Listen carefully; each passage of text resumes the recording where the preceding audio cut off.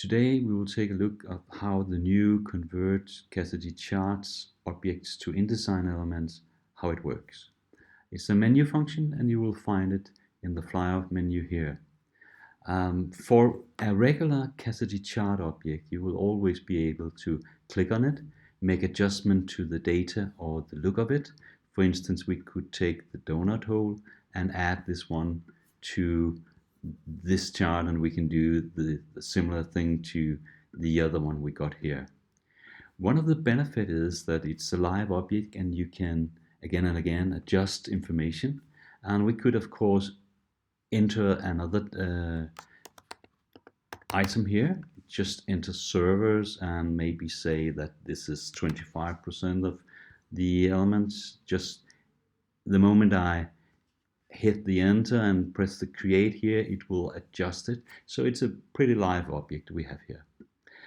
If we want to convert an object from this live object to something that is solid and stable, you can say through the full printing process. If they don't have the Cassidy chart object, you would like maybe to have something that was converted to curves in a way.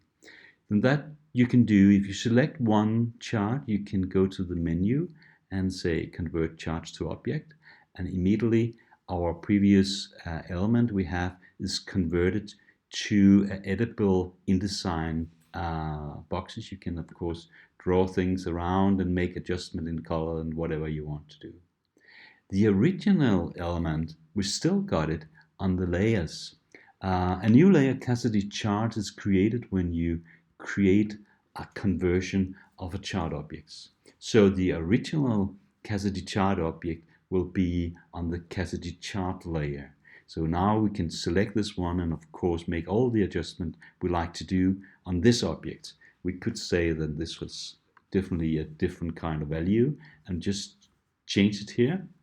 If we want to see the converted one, it doesn't update itself, so now I can delete it. If I want to have my newly changed one, just put it on the standard layer again, select it and make the conversion, and everything will be as you expected, as InDesign curves and objects. If you want to convert every chart you have in your document, you don't need to go through all pages to select them. Just make sure that you haven't selected anything, so everything is deselected here.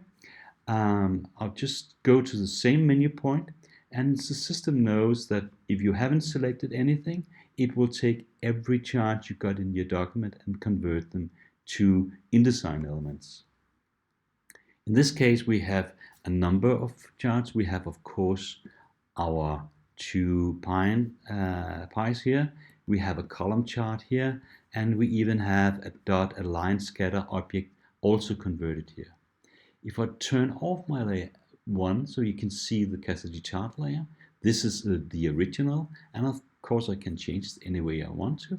And the next one here is also the original, but we also have now an object created entirely using standard InDesign elements.